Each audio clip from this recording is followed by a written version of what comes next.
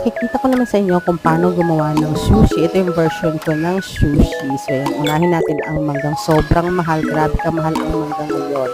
Kaya, hiwain natin siya ng maninipis. Ito namang ating rice, sinusunan natin siya ng salt, sugar, and vinegar. So, yan. And then, kung mapapansin nyo, naka-gloves ako.